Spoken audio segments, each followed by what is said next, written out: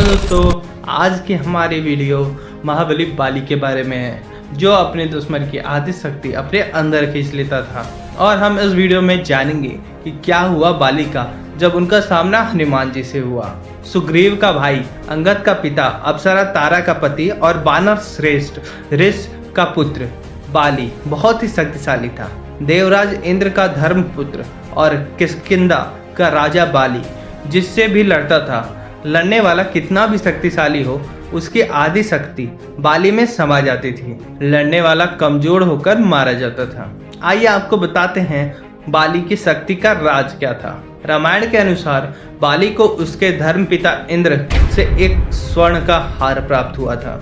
इसी हार की शक्ति के कारण बाली लगभग अजेय था, उसको हराना मुश्किल था।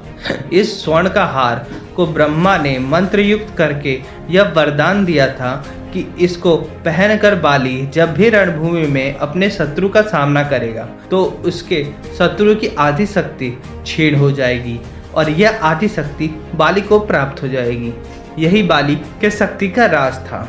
बाली ने अपनी इस अद्भुत शक्ति के बल पर 1000 हाथियों का बल रखने वाले दुदुम्बी नामक असुर का भी वध किया था। दुदुम्बी के बाद बाली ने उसके भाई मायावी का भी एक गुफा में वध कर दिया था। रावण ने बाली की शक्ति के चर्चे सुनकर उससे युद्ध करने की ठानी, लेकिन बाली ने रावण को अपनी कांख में 6 माह तक दबाए रखा था। अंत में रावण ने उससे हार मानकर उसे अपना मित्र बना लिया। और क्या आप जानते हैं, भगवान राम भी बाली के सामने नहीं आए थे। एक भ्रम के कारण बाली के मन में सुग्रीव के प्रति नफरत हो गई थी। इसी के चलते बाली ने अपने भाई सुग्रीव की पत्नी को हड़प कर उसको बलपूर्वक अपने राज से बाहर निकाल दिया था। हनुमान जी ने सुग्रीव को प्रभु श्री राम से मिलाया। सुग्रीव ने अपनी पीड़ा बताई और यह भी बताया कि बाली किस तरह दूसरों की शक्ति अपने भीतर खींच लेता है। फिर प्रभु श्री राम ने बाली को छुपकर ही अपने तीर से वार किया था जब बाली और सुग्रीव का मल्ल युद्ध चल रहा था। क्योंकि प्रभु श्री राम ने कोई अपराध नहीं किया था, लेकिन फिर भी बाली के मन में ये दंश था कि उन्होंने मुझे छुपकर मारा। तब प्रभु श्री राम ने उसे वचन दिया कि तेरी यह पीड़ा भी दूर की जाएगी। जब प्रभु श्री राम ने कृष्ण अवतार लिया, तब इसी बाली ने जरा नामक बहेलिये का रूप में नया जन्म लेकर प्रभाव क्षेत्र में विषयुक्त तीर से श्री कृष्ण को हिरण समझकर तब मारा जब वे एक पेड़ के नीचे योग निद्रा में विश्राम कर रहे थे। इस तरह बाली का दंश या बदला पूरा हुआ। आइए जानते हैं क्या हुआ जब बाली का हनुमान जी से हुआ सामना। हनुमान जी और महाबली बाली के सामने की हमें एक कथा मिलती है। बाली को इस बात का घमंड था कि उसे विश्व में कोई हरा नहीं सकता या कोई उसका सामना नहीं कर सकता। एक दिन की बात है, राम भक्त हनुमान वन में तपस्या कर रहे थे।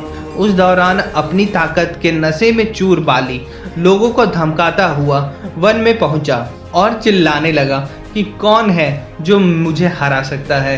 किसी ने माँ का दूध पिया है तो मुझसे मुकाबला करे। हनुमान जी उसी वन में राम नाम का जाप में तपस्या कर रहे थे। बाली के चिल्लाने से उनकी तपस्या में विघ्न हो रहा था। उन्होंने बाली से कहा, वानर राज, आप अति बलशाली हैं, आपको कोई नहीं हरा सकता, लेकिन आप इस तरह चिल्ला क्यों रहे हैं। यह सुनकर बाली भड़क गया। उसने हनुमान जी को भी चुनौती दी और यहाँ तक कहा कि ए बानर, तू जिसकी भक्ति करता है मैं उसे भी हरा सकता हूँ।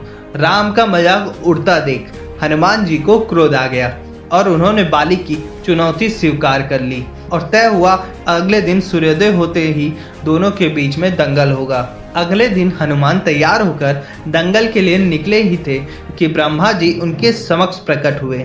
उन्होंने हनुमान को समझाने की कोशिश की कि वे बाली की चुनौती स्वीकार ना करें, लेकिन हनुमान जी ने कहा कि उसने मेरे प्रभु श्री राम को चुनौती दी है। ऐसे में अब यदि उसकी चुनौती को अस्वीकार कर दूंगा तो दुनिया क्या समझेगी। इसलिए उसे तो सबक सिखाना ही होगा। यह सुनकर ब्रह्मा जी ने कहा, ठीक है, आप दंगल के लिए जाओ, लेकिन अपनी शक्ति का 10वां हिस्सा ही लेकर जाओ। शेष अपने आराध्य के चरण में समर्पित कर दो। दंगल से लौटकर यह शक्ति फिर हासिल कर लेना।